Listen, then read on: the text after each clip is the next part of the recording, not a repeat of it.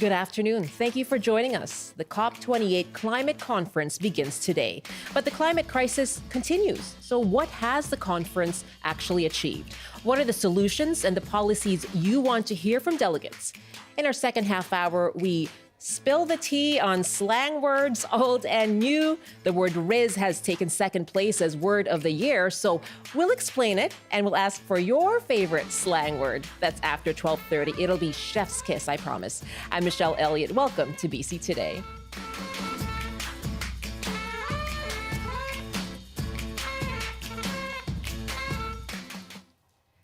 Thank you for joining us on CBC Radio 1 and live streaming on CBC News app and on the CBC Vancouver YouTube page.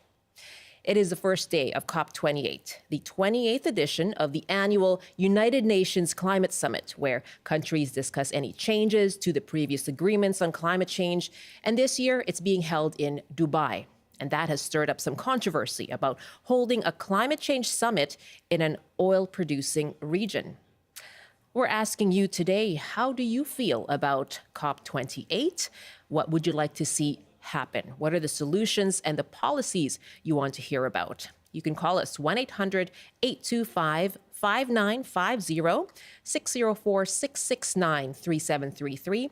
You can hit pound 690 on your cell phone. You can email to bctoday@cbc.ca. Well, here in BC, climate activists with Climate Justice Victoria have unveiled a giant ice sculpture outside of the legislature today. And we have reached organizer Mary Stewart to tell us more and what they are calling for. Good afternoon. Hi there. Thanks so much for having me. Thanks for joining us. And Mary, thank you for joining us from where your sculpture is. I see signage behind you as well. Can you describe what people can see if they come to the front of the legislature today? Absolutely. So right now, I'm on Lekwungen territory in front of the BC legislature. Behind me is an ice sculpture of the globe with the word ACT on it and 3 banners that say Frack Free BC. So the sculpture symbolizes the dwindling time we have to really address the climate crisis. And along with that, we're calling on the BC government to end its expansion plans for LNG and fracking. Why is that a concern for you? It's a concern for us because, as we know, the climate crisis is being driven largely by the burning of fossil fuels. And so as we continue to expand LNG projects, we're just continuing to put fuel quite literally on the fire of climate change. And this year, even as this COP28 summit begins, there's still debate around LNG in itself. There are those who argue that it is a cleaner alternative and is part of that transition to clean energy. What do you say to that? Yeah, well, what I would say to that is that if all currently planned LNG projects in BC become operational, this is going to create more than 3 times the emissions that are admissible under the province's climate plan, which is equivalent to burning 34 billion pounds of coal every single year. And so, any continued expansion of even LNG that's been, called a bridge fuel or whatnot is just not consistent with reaching climate targets.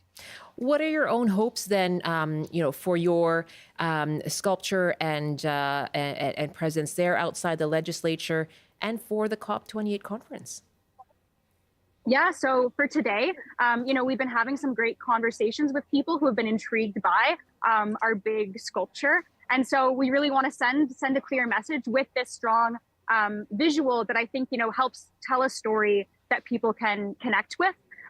So we're just, continuing to apply pressure and add to the conversation about the need to end fracking and LNG expansions. And then for COP, connecting this issue to at sort of the international level, we really need to see commitments to a phase out of fossil fuels. And I think this is just a conversation that's has been happening at, COP after COP and needs to be forefront this year. And to that point, as you said, COP after COP, what we're asking today is, what is the purpose? What is the point of the COP summit? And what we have heard from the head of the United Nations, Antonio Guterres, is that he's asking for countries to commit to tripling renewable energy capacity, bringing clean power to all by 2030.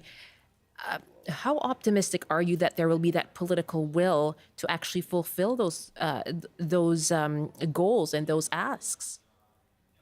Yeah, that's a great question. I think it's, really, really easy to get kind of bogged down in the kind of like climate grief and anxiety, especially when we see the amount of lobbying that happens at COP, right? Like the largest delegations are, some of the largest delegations are from the fossil fuel industry. And that's something that, we need to keep politicizing. So it can be hard to keep that hope. But I think we need to maintain hope in these multilateral organizations, in these international summits, because we do need to see global coordination if we hope to tackle the issue of the climate crisis. So I see hope in, all the actors that are coming to the table. I see hope in the civil society actors and the indigenous contingents that are coming forward and pushing for that really bold action. So just the fact that they are there meeting and holding these discussions. Yes, exactly.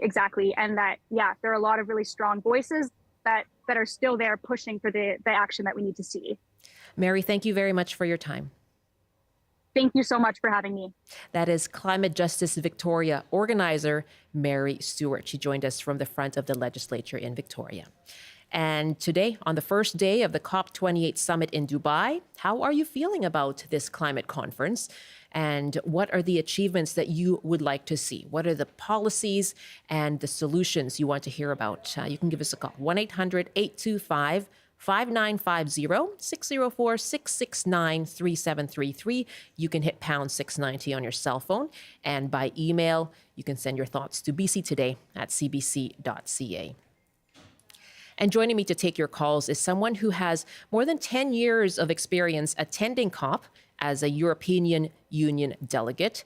Radoslav Dimitrov is a professor of political science at Simon Fraser University, a former European diplomat and climate change negotiator with the United Nations. Good afternoon. Thanks so much for joining us.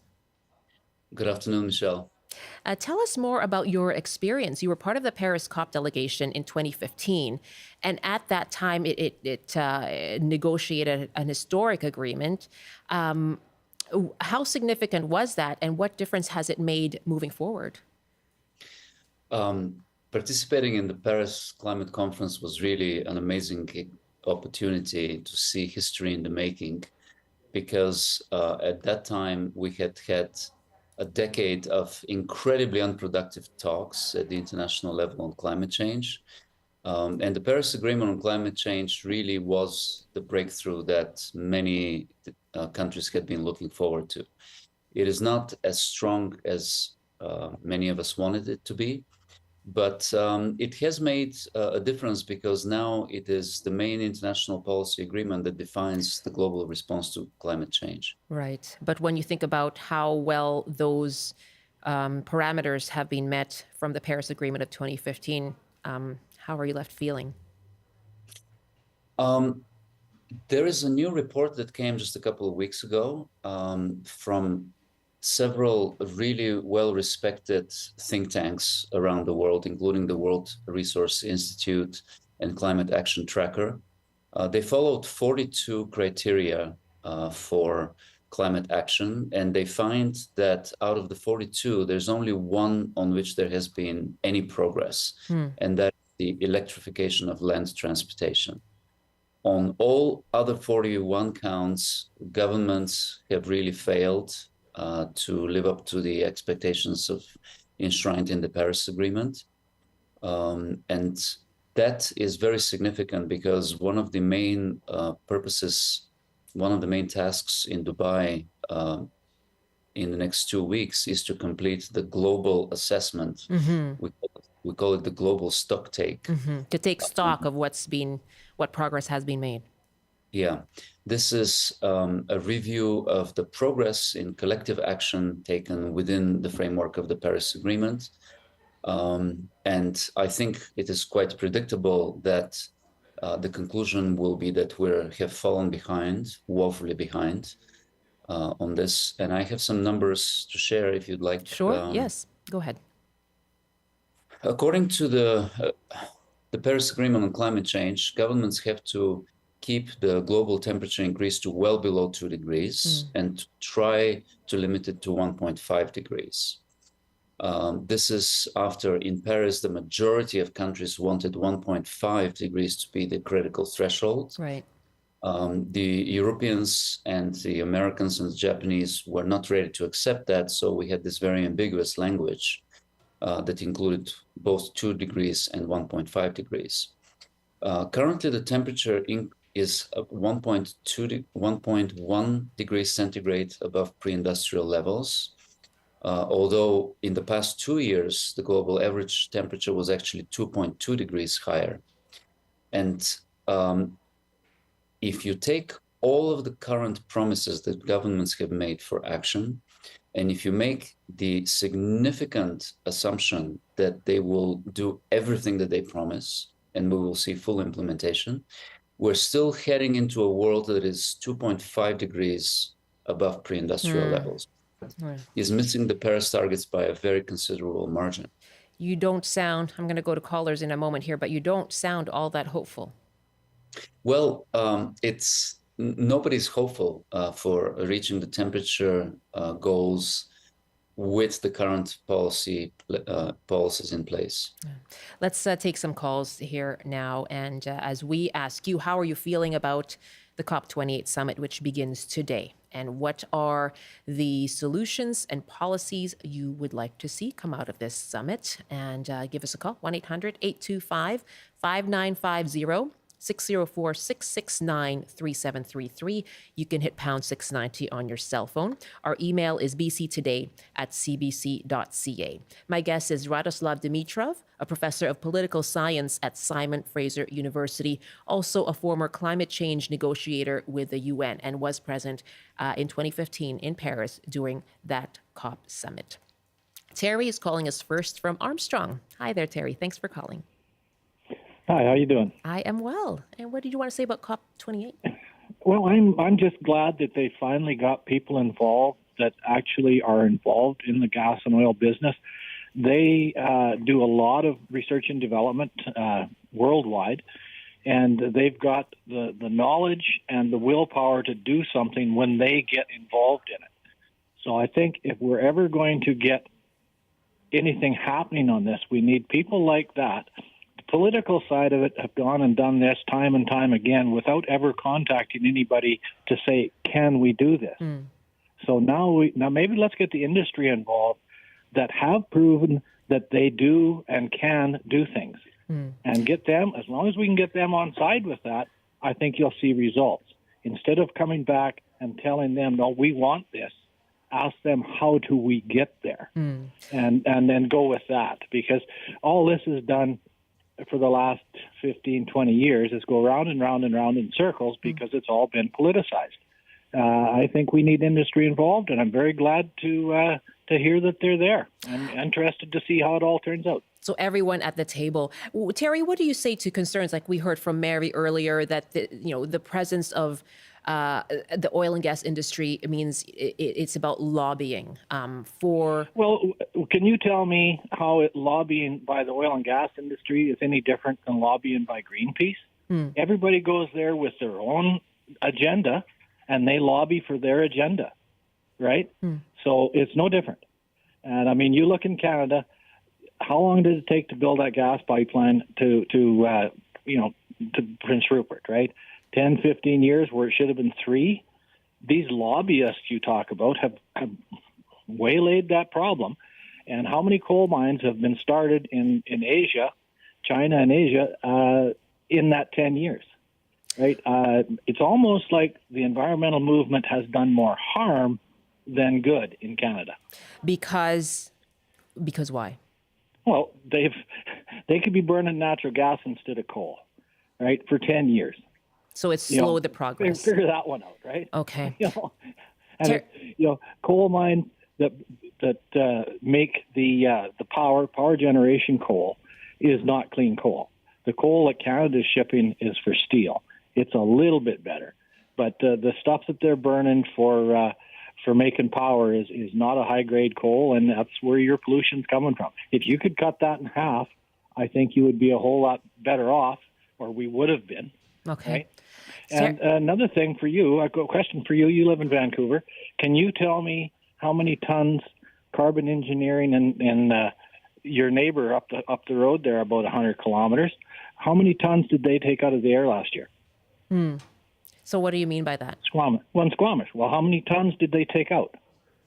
I bet you don't know. And Sure. I'm going to say to you, if you're always on about climate change.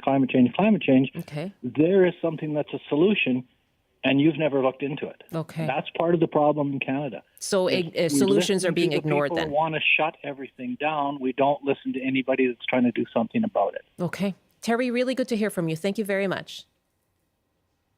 Bye-bye. Take care. That's Terry in Armstrong. Radoslav Dimitrov, what about that? The purpose of having representatives from the oil and gas industry is to come up with these solutions and offer what they are able to do as industry. There's so many problems with the statement and the implied questions that I don't even know where to start from. First of all, the caller equated industry with the oil industry or the fossil fuel industries. What about the industrial sectors that have to do with renewable energy? When the European Union decided to start building the clean economy in 2008 with their energy and climate package, the European Commission expected that 1 million new jobs will be created in Europe in the renewable energy industry. China and the European Union are making a transition to a clean economy that is heavily driven by economic interests and often with the support of major industrial sectors. And here in Canada, we still live in the 20th century where we equate industry with the oil industry, failing to materialize economic benefits in making that transition that is based on diversification of the economy and moving to renewable energy and energy efficiency. But aren't oil and gas producers also, he talked about technology, and I think he was referring to things like carbon capture. Are they not offering solutions for their, as you say, their sectors specifically? Yes, for their sectors, implying the survival of their sectors, of course, they're busy on developing all kinds of solutions. But clearly, we're not going to be building a clean economy if we're basing our economy on fossil fuel energy. And one of the big picture that many Canadians are missing is that the global political and corporate elite has generally concluded that the future is in the green, clean economy. And now that this has been settled, now we live in the early stages of a global business race. Who gets there first? And it is a matter not of environmental priorities, but it's a matter of economic survival to make that transition as quickly as possible, of course, in a very responsible way. But the reason why Norway, Germany, most of the European Union, with the exception of Poland and China, are moving in that direction is heavily driven by economic interests. They care about their industries as well as anyone else. So it's being able to focus those economic interests on what will actually have of course, make a difference. Norway is the largest exporter of oil in Europe, and it also happens to be one of the cleanest economies. Okay. 87% of all cars sold in Norway last year were electric. Okay. The government is pouring billions of euro in subsidizing that kind of transition. Let's take some more calls now. And my guest is Radoslav Dimitrov, a SFU professor of political science, and also is a former European diplomat and negotiator on climate change with the UN. And Daphne is calling us from Kamloops. What are your thoughts on COP28 and what it needs to achieve, Daphne? Hi, Daphne, go ahead. Okay, I think we've lost our connection with Daphne. Rod is joining us from Glade. Hi, Rod. How are you doing? I am fine. Thanks for calling. What did you want to say about COP? Well, now that I've heard all the stuff that some other people say, I say they're pretty naive when it comes to what you're going to have to do to change climate change. But the main thing that I wanted to say was that they like to go all over the world burning up jet fuel to party her up in Dubai or Paris or wherever, and I'm sure they have a lot of fun. But unless they include the world's military in the reductions, which none of the world's military are included in the reductions, they can burn as much oil as they want, and nobody's even trying to stop them. If you don't include them, you might as well just give it up. So what's actually... The military puts out so much CO2, and they are not subject to any restrictions whatsoever from any of these climate, not like anybody else pays any attention to them anyway. But nevertheless, if you don't include the military, don't bother even meeting, because the military is a huge, huge portion of what the carbon that's going into the atmosphere. As an emitter. Rod, thank you very much. Radoslav, what do you think of that then? What's the military being exempt? When people are trying to make changes in their own lives, they can look at larger institutions and say, you know, what about that? The Paris Agreement is silent on the military. It was never addressed in the negotiations. The only major sector that was excluded explicitly from the framework is international aviation, which is based on bunker fuels. International aviation accounts for 2% of global emissions of greenhouse gas, which are roughly equivalent of Canada's overall emissions. And that is significant, but I think that this is a tangential question that diverts the attention. The obligations are for nationwide emission reductions. Okay, but what? Sorry, go ahead. Whether a country decides to include the military as source of emissions, that's a domestic decision. Rod gets to another point, though, which is as you talk about aviation. Accounting for 2%, and people, of course, thousands of delegates traveling to Dubai for this. This year's conference expected to draw more than 70,000 delegates. Cam wrote us an email to say, if participants were serious, how about symbolically holding the conference virtually and save any tons of CO2 emissions? Even when it comes to optics, I'm sure you've heard this criticism before. Why are all these people flying and emitting to go to a climate conference? Yeah, to add some more nuance to this, consider that the participants in the Paris conference that finalized the agreement were 40,000. And now in Dubai, we have 70,000 people registered to attend, which is almost double, even though the conference is so far, less significant than the Paris conference.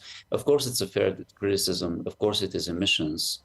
But there are a couple of questions to think about, and one of them is you can say the same about any kind of international conference on anything from human rights to arms control to trade to finance. And so there's an entire system of global governance that does depend on meetings between governments. Surely this must cross people's minds, though, specifically on climate, right, and emissions.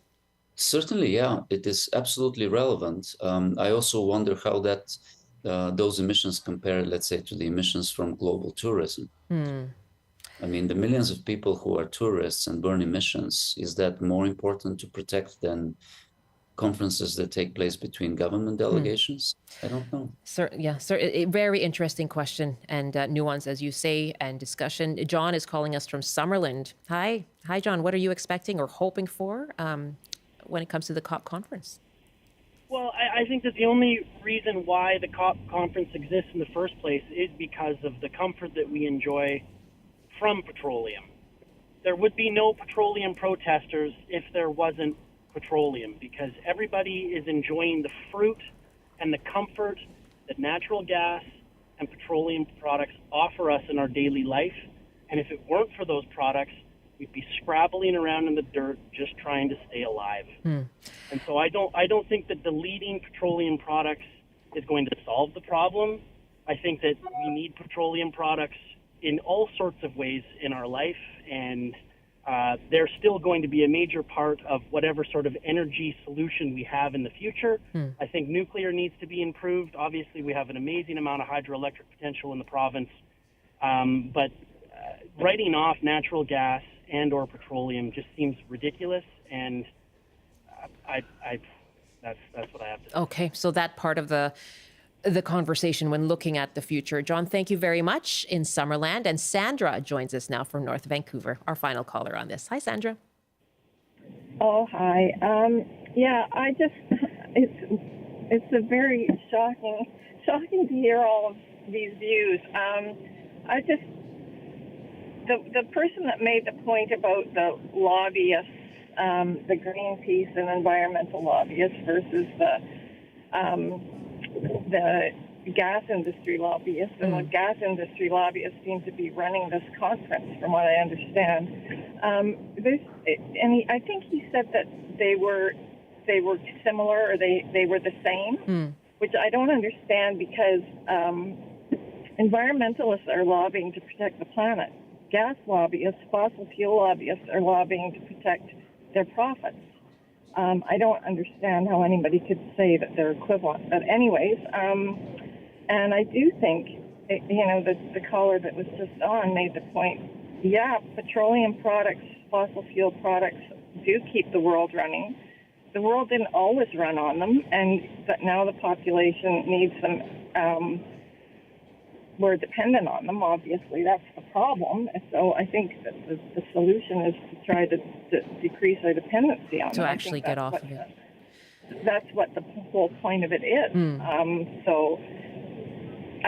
So what do you want to hear then? You've heard these different views, as you said, and what do you want to hear from delegates? What kind of policies do you want to hear from this conference? Well, I'd like to hear extremely firm commitments from everybody and from all sectors, from all countries, on decreasing our dependence on what we know is killing the planet. So, yes, I think isn't that what we're all hoping for? We'll watch to see what comes of this conference. Sandra, thank you very much for calling. Thank you. That's Sandra from North Vancouver. Radoslav, a final thought from you. What do you hope or expect to come out of COP28 then? Let me first address something that was just said. Nobody who is responsible is speaking about eliminating fossil fuels altogether in the next decade or so.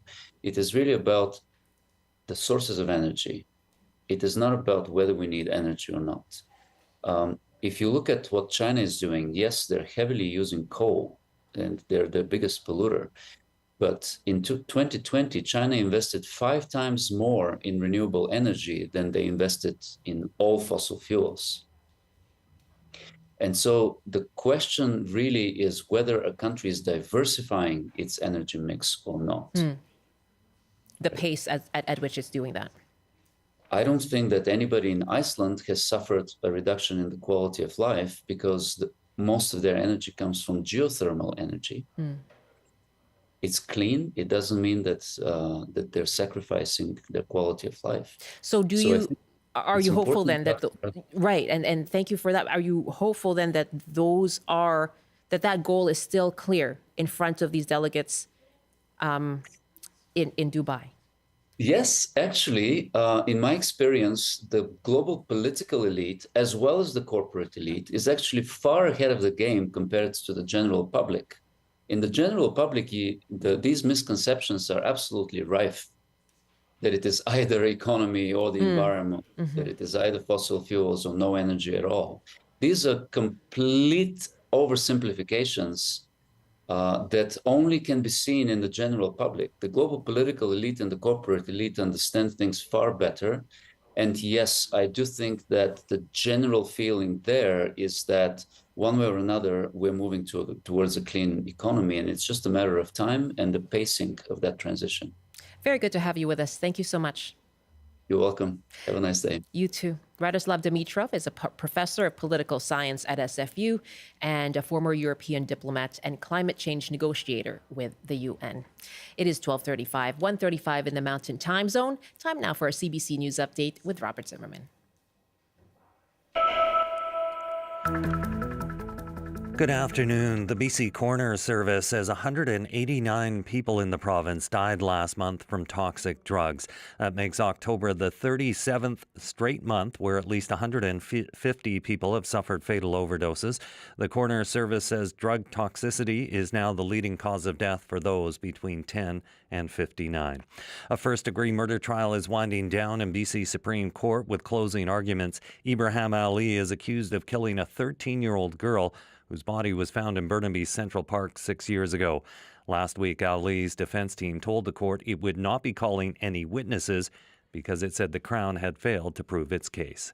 And a search continues in the Nanaimo Lakes area after 2 people were reported missing yesterday. 21-year-old Katrina Denmore and 32-year-old Owen Donahue never returned after going on a day trip. RCMP now say they are following up on reports that Donahue has been located and they are working to talk to him.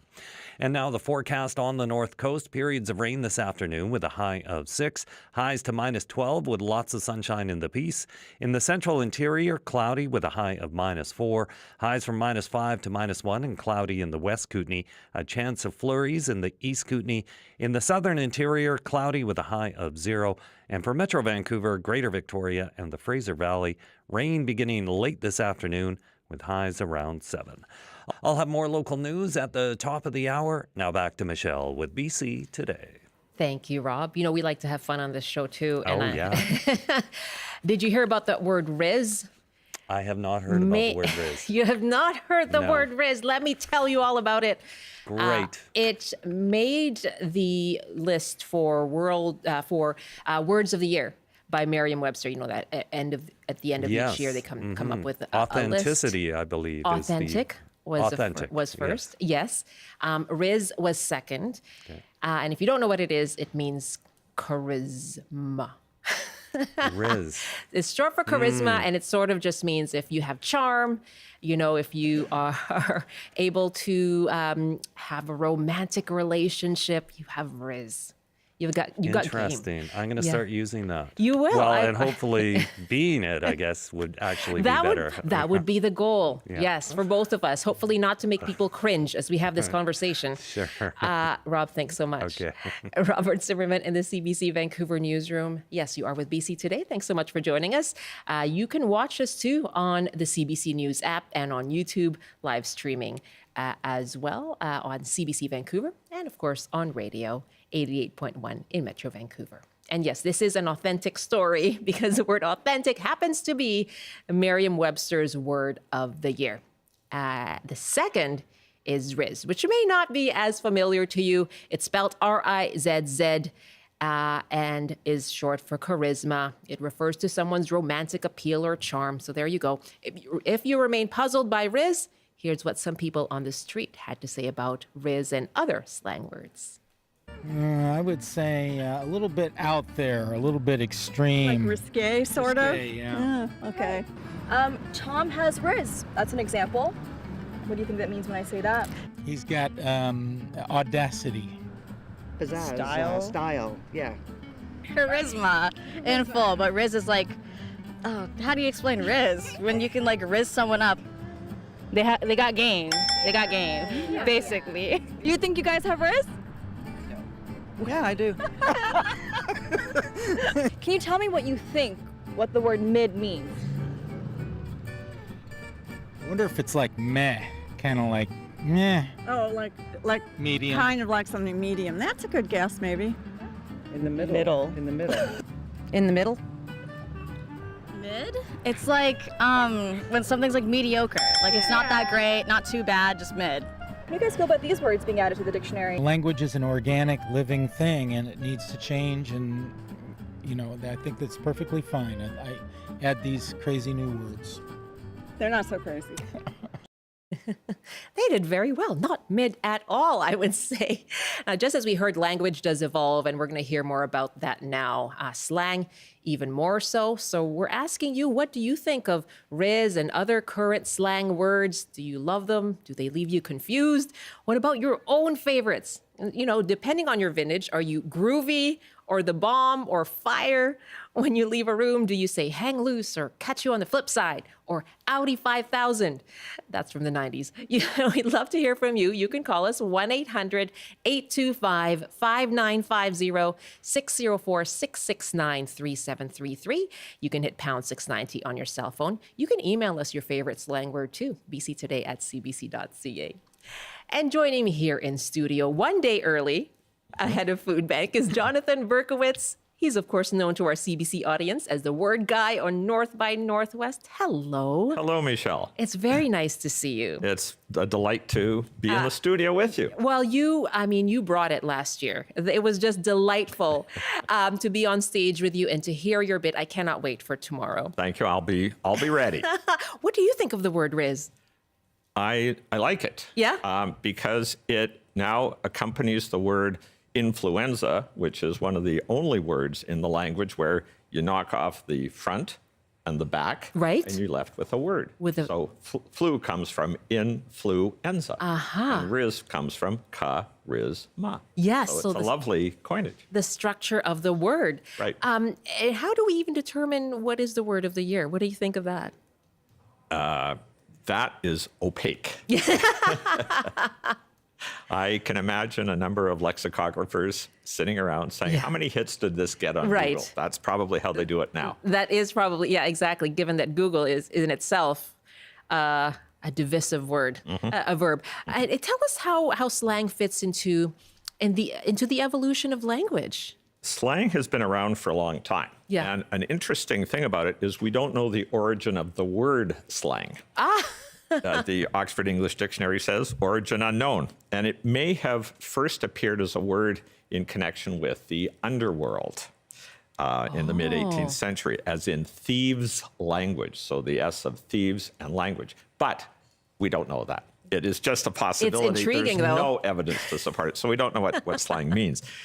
It goes back a long time. The word grub for food goes back to Oliver Cromwell's time. Yes, crony. Sure. Crony is just as old, and mob, to knock off from work, those go back also to the early 18th century. Really? Yeah, Knockoff, I'm surprised about. Phony is another one. So we've had slang for a long time. It's an important part of our language. Why is it important? I've got a couple of explanations for why it's important. It defines group identities. So at the same time, it allows you to fit in, but also to stand out. Right. So it's insiderness and collective outsiderness. Yes. So you want to be different, but with the group that is all different together. Yes, exactly. It sounds like social media. That's what I was thinking about, because I was wondering about, the purpose of language, which is to communicate and to be clear with one another. But so often when slang evolves, you're clear perhaps to one person, usually generationally, and then not so clear to another. This is like a conversation between me and my kids, for example. So when it comes to that sounds like that's what it's achieving. Correct. Yeah. Yes. It's a very hard thing to define. How do we differentiate between slang and jargon, for example? Okay, how do we do that? That's a difficult one. If you use the word gazillion or redonkulous, those would be slang. But if you used incentivize or interface or macro, that sounds more like jargon. So it's a very fuzzy border between the two. That's when people start to glaze over. Yes. I found a lengthy explanation of what slang is, and it covers pretty much the whole thing. This is from Jonathan Leiter, who's a leading expert on American slang. He said, slang denotes an informal, non-standard, non-technical vocabulary composed chiefly of novel-sounding synonyms for standard words and phrases.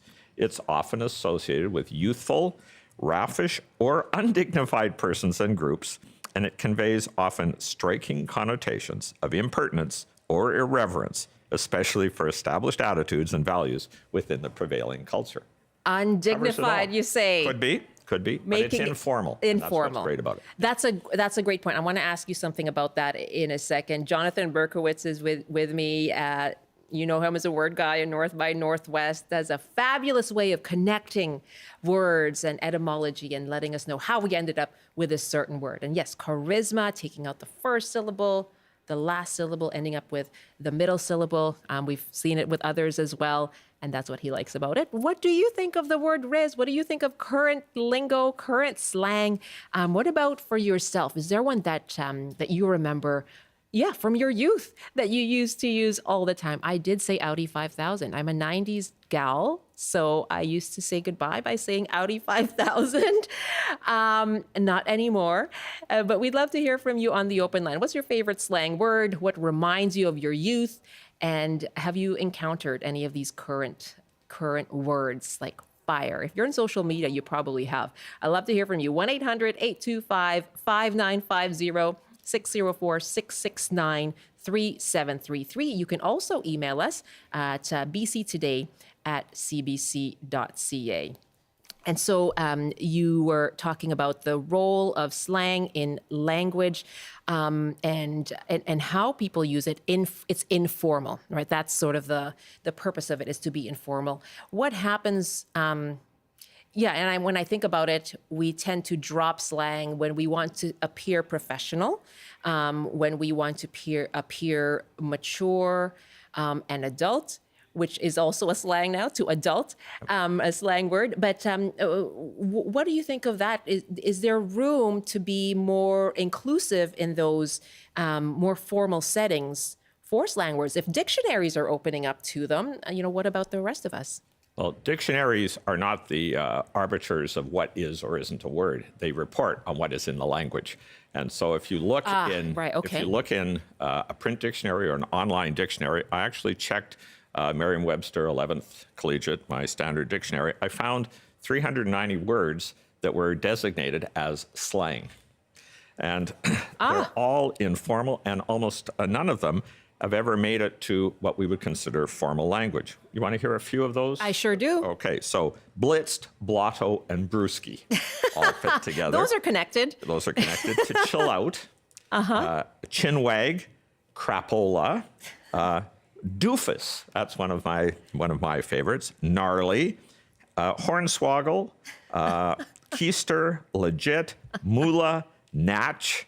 Let's see, Roscoe, rugrat, schnoz, spaz, and zit. All of those are examples of what the dictionary claims are or designates as slang words. Slang. I wonder if you could somehow put a sentence together with those. I have. Oh, you have? In the past, I've put only slang words together into a sentence. Yes, it is possible to do. Okay. Well, there you go. See, it is possible. Joanne emails us. Years ago, when tool was a buzzword among the young, my daughter, then 16, 20 years ago, had friends over, and I don't remember what I said or did, but she said, "Mom, you're such a tool." Oh dear, ouch, that hurts. And then Joanne goes on to write, my response, "Thank you, that's nice of you to say. The problem was I thought it was a compliment.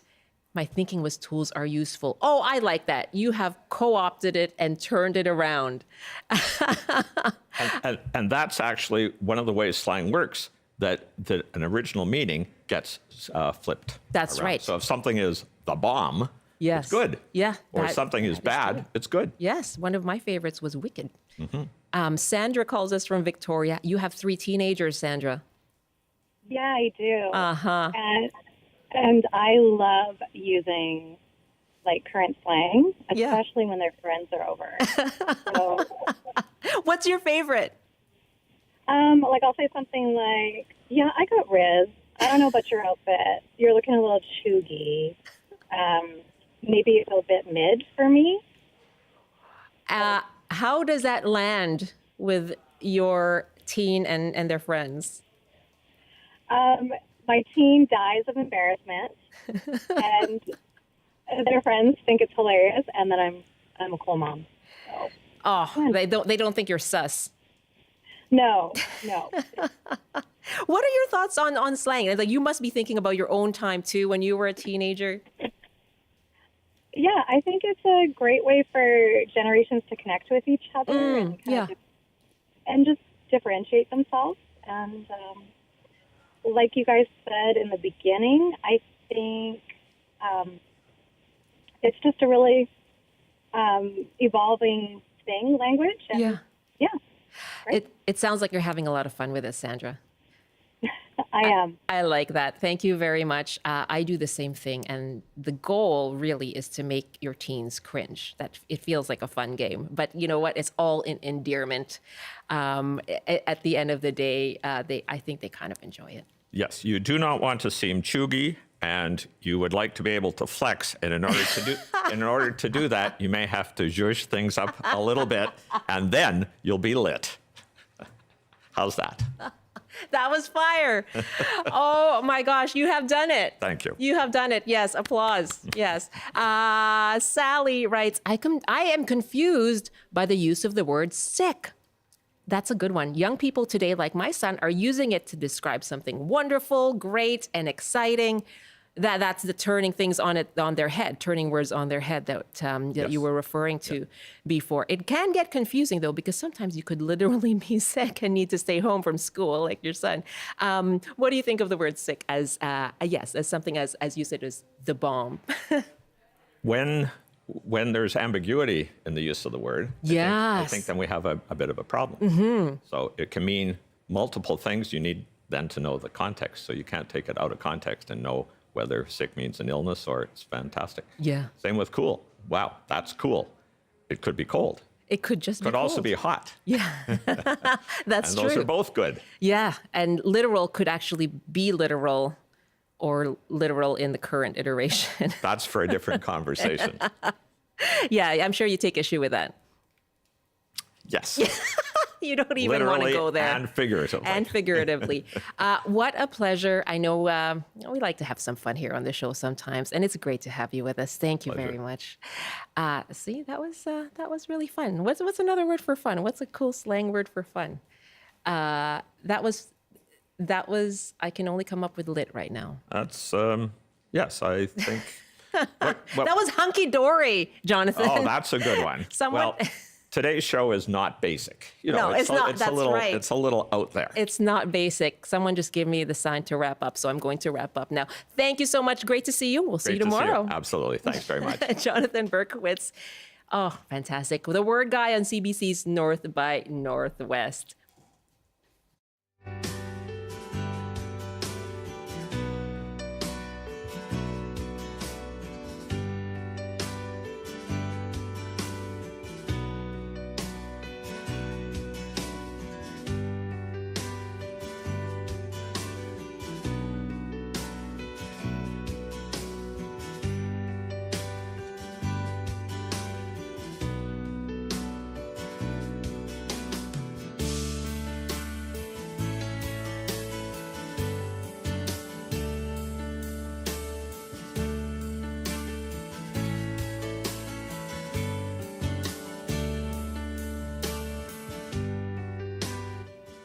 Okay, this is not slang, but use sugar sparingly. That could be your approach right now, as a long strike, weeks-long strike at the Rogers Sugar Refinery has meant a shortage of the sweet stuff. Yesterday, we asked you for your favorite sugar-free recipes and tips. We got some great emails, and our segment producer and resident baker on the show, Melody Jacobson, is with me now to read some of them. Hello, Melody. Hello, Michelle. All right. Well, here's our first one. Are you on the hunt for sugar yourself, by the way? Yeah. Now is baking season for Christmas. So I have been going around to different places. I went to Walmart and I found some Red Path sugar, which is from the East. No Rogers sugar. Right. And then in Costco, I found a huge 20-kilogram bag of Rogers. And I was like, well, That's a lot of sugar. No, it's like having another person in my apartment. So I didn't go there. You didn't go there? No. Okay. Well, we do have some recipes where you can use less of that stuff. And they were sent to us from some wonderful listeners. Zoe wrote from Parksville, great topic. I've been trying to reduce my sugar intake to avoid a family tendency toward type 2 diabetes. And yes, it does take a while to revamp traditional recipes and family favorites to be low or no sugar. But I have these two to share with you and your listeners, and Melody has one of them for us. So Zoe says this is a low sugar alternative of her Nana's recipe for unbaked haystack cookies. And it calls for half a cup of butter, half a cup of cocoa, a few chunks of dark or semi-sweet cocoa chocolate, milk, and then she mixes a third cup of sugar with a half a cup of stevia. That's not the whole recipe, but basically she's cut the sugar in half by using chocolate and stevia. Well, actually, she's cut the sugar. So that's very nice, Zoe. Yeah, nicely done, Zoe. Thank you. Liz also sent us, it's a decades-old recipe for oatmeal scones from a Margot Oliver cookbook. But she writes, this recipe calls for 2 tablespoons of sugar. Last week, though, I forgot to add sugar and the scones still got raves. There you go. That is serendipitous. And Colette wrote us to say, I have been vegetarian since 1978. And at that time, I stopped buying and using sugar and salt. I've used honey instead of sugar.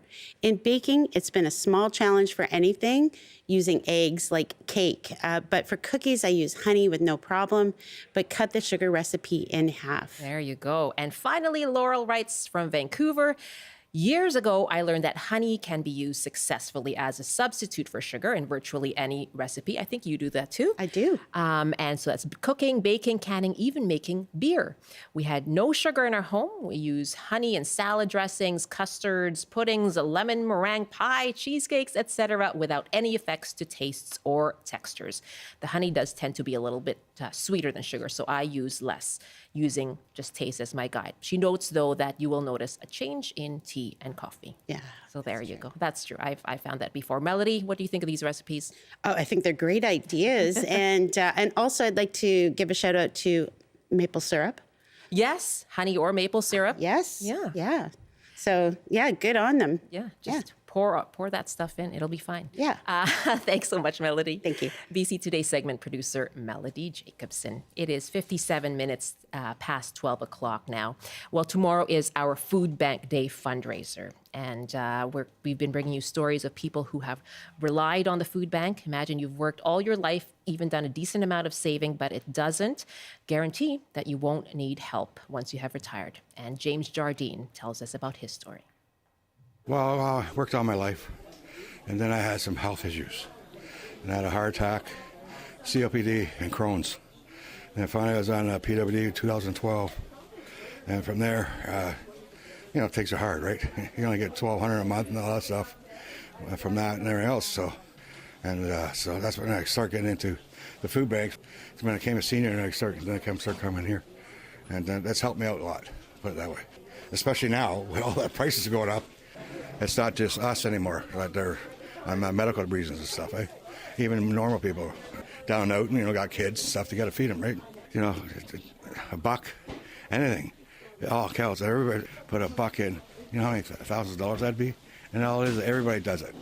That'd be the easier way because it'd make it easier on everybody. And this way, there's a win at the end of the story. The way I see it, that's the way I do it. I think that'd be a good idea. Thank you, James Jardine. You can donate now, cbc.ca/foodbankday. And we'll see you tomorrow for our special programming.